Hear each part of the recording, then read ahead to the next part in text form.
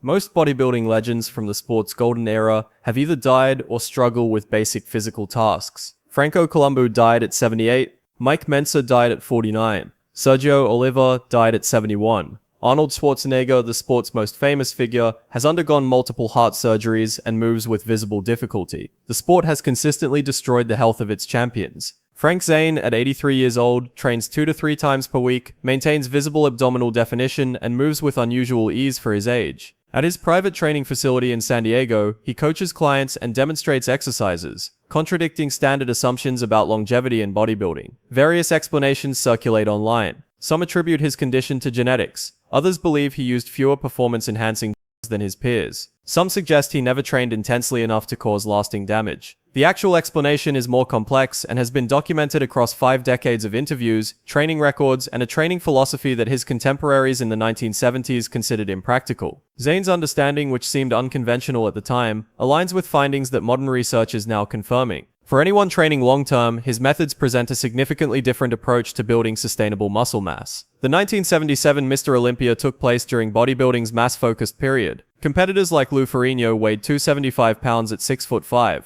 Arnold Schwarzenegger had recently retired after establishing a standard based on maximum size. Sergio Oliva possessed unusually large arm development. The prevailing competitive standard favored mass. Judges, audiences, and aspiring bodybuilders all prioritize size, with trainees consuming large quantities of protein to increase muscle measurements. Frank Zane competed at 5'9" and approximately 185 pounds, winning despite this size disadvantage. He competed against men who outweighed him by 60 to 90 pounds. Under standard lighting, his physique appeared comparatively small. However, stage lighting revealed complete muscle separation and definition. His shoulders connected to a 29-inch waist, creating an extreme taper. His vacuum pose, which emphasized his ribcage structure, generated strong audience response. The competitive emphasis shifted from maximum size to aesthetic presentation. Zane won 3 consecutive Mr. Olympia titles from 1977 to 1979, demonstrating that symmetry and proportion could defeat larger physiques. The sport had prioritized mass for decades. Zane's victories forced a reassessment of competitive standards. He made bodybuilding appear more aesthetic and gave competitive viability to athletes under 200 pounds. The aesthetic approach emerged not from theoretical advocacy, but from his refusal to follow established training norms. His training methods, nutrition practices, and conceptual approach to physique development differed substantially from the standard high-volume eating and training protocols. This approach, considered unconventional in its time, explains his current physical condition, while many contemporaries experienced severe health decline. While most bodybuilders in the 1970s were leaving school early to focus on training full-time, Frank Zane was teaching math and chemistry. For 13 years, he maintained 2 careers that seemed incompatible. During the day, he taught molecular structures and algebra to high school students. In the evenings, he trained in the gym, developing what would become one of the most recognized physiques in the sport's history. Zane held a bachelor's degree in science, another in psychology, and later earned a master's in experimental psychology. In a field dominated by athletes with limited formal education, his academic background made him unusual. He was known as the chemist, a nickname many assumed referenced drug use. The name actually reflected his approach to training. Zane treated bodybuilding as a controlled experiment. He measured every variable, calculated each meal, and tested specific hypotheses during training sessions. While others consumed weight gainer shakes without much planning, Zane took 100 amino acid capsules daily, timed precisely around his workouts based on his understanding of protein synthesis research. He maintained detailed records of his body weight, measurements, performance during sets, and mental state before training. This level of documentation was uncommon in a sport that typically emphasized heavy lifting and high calorie intake. His scientific background provided distinct advantages. While many athletes overtrained, Zane studied recovery protocols and circadian rhythms.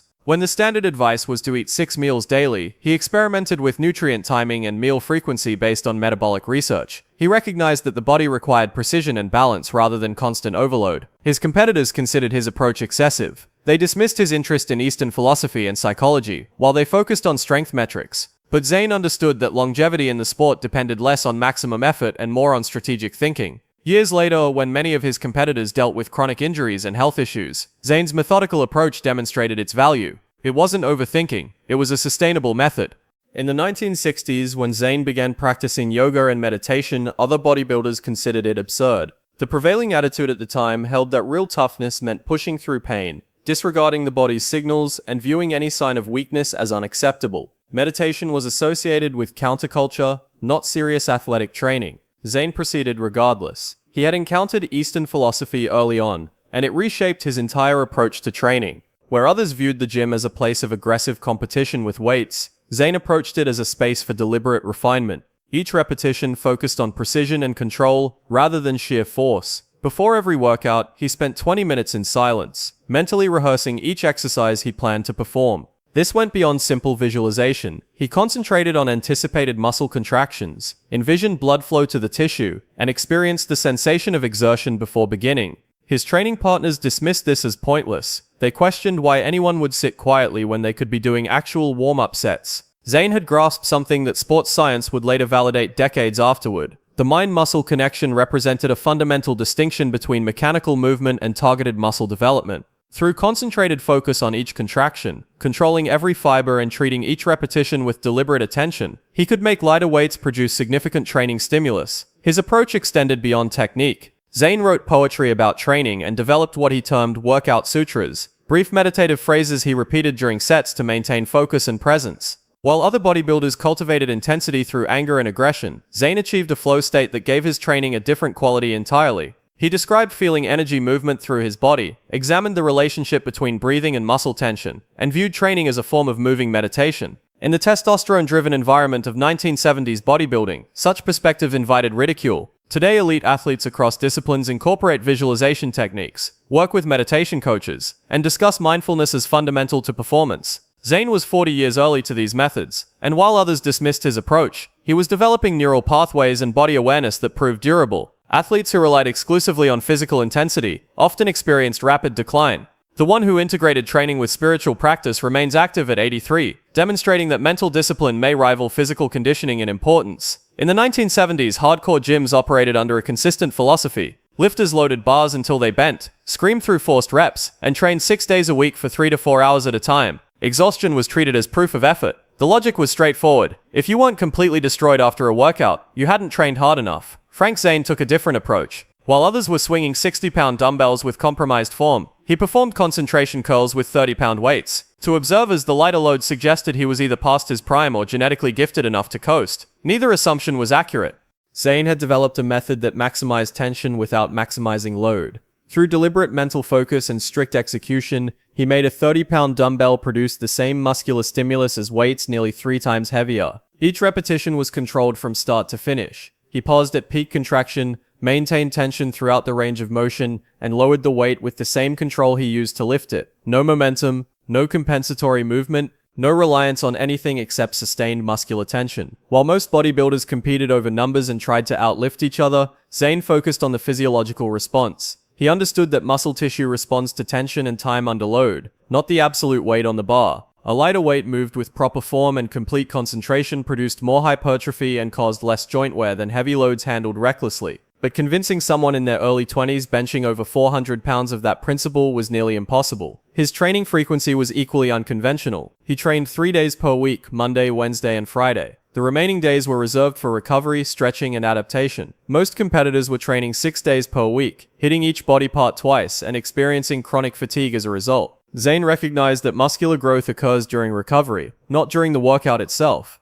Overtraining wasn't just inefficient, it was counterproductive. He watched numerous athletes with superior genetics fail to reach their potential because they couldn't moderate their training volume. His sessions lasted 45 minutes to an hour, then he stopped. No extended training sessions, no excessive volume, just enough stimulus to trigger adaptation, then cessation before accumulating unnecessary damage. One aspect of his approach that received little attention was his stretching protocol. Between every set, Zane stretched the muscle he had just trained. These weren't brief stretches, they were deliberate, sustained stretches lasting 30 to 45 seconds. His training partners viewed this as inefficient. The common question was, why stretch when you could be performing another set? Zane maintained the practice because he understood that stretching the fascia, increasing blood flow, and preserving flexibility would protect his joints and improve muscle fullness. Decades later, research confirmed that interset stretching enhances muscle growth and reduces injury risk. Zane didn't require the research. The results were evident in his training, and that was sufficient evidence. While most of his peers were accumulating damage through excessive volume and intensity, he trained with greater efficiency, maintained his health, and built a physique that remained viable long after his competitive career ended. The athletes who trained with the highest intensity often retired with chronic injuries. Zane, who trained with the greatest precision, is still training at 83. The contrast illustrates that intensity without strategy is simply an accelerated path to breakdown. At 83 years old, Frank Zane has maintained a level of physical capability that stands apart from most retired bodybuilders his age. While many former competitors deal with joint deterioration, repeated surgeries, and chronic pain management, Zane continues to train with consistent purpose. His body still responds to training, and he maintains the mental discipline that defined his competitive years. The difference lies in his approach. Lighter weights, higher repetitions, reduced training frequency, but the same focused intention behind each session. He's no longer pursuing validation or proof of past achievements. His goal is maintaining functional capacity and quality of life, and that recalibrated perspective explains his continued mobility when many of his peers are not. His current training program reflects practical adaptation rather than nostalgia. He uses machines and cables for exercises that maintain constant tension on the muscle while minimizing joint stress, having moved away from heavy compound movements. Rep ranges typically fall between 12 and 20 per set, allowing him to work the muscle effectively without the risk associated with maximal loading. His cardiovascular work consists of treadmill walking, a sustainable approach that protects his knees and doesn't overtax his recovery capacity. There's no running, no high-intensity interval protocols that might seem impressive but serve no functional purpose at his age. The method is straightforward, keeps his cardiovascular system healthy, and his body composition lean without unnecessary physiological stress. The recovery protocols he established decades earlier have become more essential with age. Sleep remains a fixed priority, 7 to 8 hours nightly, because proper rest underpins all other aspects of health. Stress management through meditation and breathing exercises helps regulate cortisol levels and slow hormonal decline associated with aging. He continues to practice carb cycling, maintaining insulin sensitivity and body composition without resorting to extreme dietary restriction. The discipline that made him a champion now serves a different function, maintaining health rather than building it. He's not attempting to replicate his physique at 35, he's optimizing function at 83, and those are fundamentally different objectives. What distinguishes Zane from most bodybuilders of his generation is his consistent avoidance of unnecessary risk. He doesn't perform heavy squats that could compromise his knees simply to prove he still can. He avoids maximal deadlifts that might feel validating but could damage his lower back. He doesn't demonstrate past strength for younger gym members curious about whether the former champion can still move serious weight. Each training session involves doing precisely what his body requires, nothing more and nothing less, with ego removed from the decision-making process. That restraint, that capacity to adapt and abandon what no longer serves him, represents the actual mechanism behind his longevity. Success in bodybuilding over the long term isn't determined by how intensely you can train when young, it's determined by how intelligently you adjust when older. Zane understood this principle early, and it's why he remains functional while many of his contemporaries are not. While bodybuilders in the 1970s consumed massive quantities of food, eating a dozen eggs at breakfast and drinking gallons of milk daily, Zane adopted a fundamentally different approach. He prioritized nutrient density over volume. This wasn't a marketing slogan, but a guiding principle that informed his dietary choices. Rather than maximizing calorie intake or expanding stomach capacity, he focused on providing his body with precisely what it needed to build muscle, sustain energy, and maintain leanness. Fish served as his primary protein source due to its digestibility, omega-3 content, and minimal impact on digestion. Lean meat supplemented his protein intake, while complex carbohydrates were strategically timed around training sessions to fuel performance without promoting fat storage. Zane's understanding of inflammation preceded its prominence in fitness circles. As he aged, he increased his consumption of anti-inflammatory foods, leafy greens, berries, wild-caught fish, and healthy fats, to maintain joint mobility and support recovery. His dietary focus shifted from building size to promoting longevity and cellular health. Many bodybuilders who maintain their youthful eating patterns into their 50s and 60s develop digestive issues, insulin resistance, and excessive water retention. Zane reduced his food intake with age, but every component served a specific purpose. He eliminated processed foods and unnecessary calories, consuming only clean, purposeful nutrition that supported his objectives without creating health complications. His supplement regimen evolved across decades, guided by scientific research rather than marketing trends. The 100 amino acid capsules he consumed daily during his competitive years reflected his knowledge of protein absorption, amino acid profiles, and muscle protein synthesis optimization when whole foods proved insufficient. His supplement stack adapted over time, incorporating more joint support, antioxidants, and compounds that addressed oxidative stress and cellular health. He avoided trendy products, instead researching and testing supplements personally, retaining only those that produced measurable results. Eliminating ineffective supplements proved as important as identifying beneficial ones. Zane also employed methods that others considered unconventional. He used sunbathing as a natural diuretic before competitions, using controlled sun exposure in California to reduce subcutaneous water and enhance muscle definition. This approach avoided the risks associated with pharmaceutical diuretics, including electrolyte imbalances and kidney damage. He experimented with fasting protocols before intermittent fasting gained mainstream acceptance, testing various eating windows and meal frequencies. He tried food combinations that seemed unusual but were based on digestive efficiency and nutrient absorption principles. While others followed standardized meal plans, Zane treated nutrition as an empirical process, systematically adjusting variables and documenting outcomes. This analytical approach and willingness to challenge conventional methods provided advantages beyond genetics or pharmacology. His long-term nutritional strategy has proven effective. At 83, he remains lean and healthy.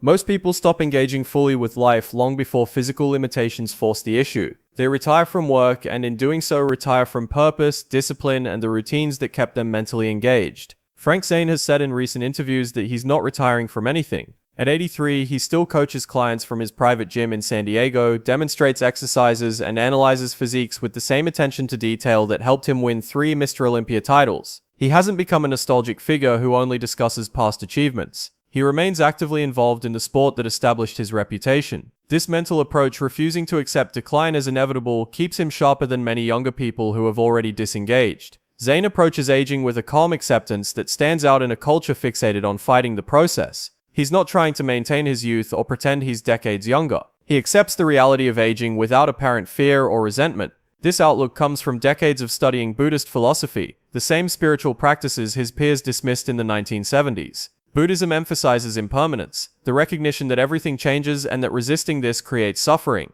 Zane has fully absorbed this principle. He doesn't dwell on lost strength or his former physique. Instead, he focuses on what his body can still do, and adjusts his expectations accordingly. This mental adaptability is uncommon in any field, particularly in bodybuilding where identity and ego are deeply connected to physical capability. He currently weighs about 15 pounds less than his competitive weight, and rather than seeing this as a loss, he views it as practical adjustment. Carrying less mass reduces joint stress, improves mobility, speeds recovery, and makes daily life more comfortable than when he maintained 185 pounds of competition-level muscle. His quality of life has improved by releasing the need to sustain an unsustainable condition. Competitors who tried to maintain extreme size into their 60s and 70s faced serious consequences: cardiovascular strain, joint deterioration, and hormonal disruption. Zane understood that year-round championship conditioning was never sustainable. The objective was to live well, move well, and train consistently without compromising long-term health. This transition from competitive achievement to sustained wellness represents a mental shift most competitors never make. They reach their peak, retire, and then struggle because their entire identity centered on being the best. Zane's identity wasn't built solely on bodybuilding. He had a teaching career, intellectual interests, meditation, philosophy, and an internal life that didn't require external validation. When competition ended, other pursuits remained. He continues to coach, train, learn, and live deliberately. The Buddhist influence appears in how he describes his current training routine, framing it more as a meditative practice than a workout regimen. Each repetition becomes an exercise in focus. Each session offers connection with his body rather than punishment of it. This mindset, developed over 60 years, explains why his mental acuity remains intact while many others experience cognitive decline alongside physical aging. Zane recognized early that the body is temporary, but the mind can stay engaged indefinitely if given purpose, curiosity, and structure. At 83, still teaching, training, and developing, he demonstrates that retirement is a decision, not a requirement.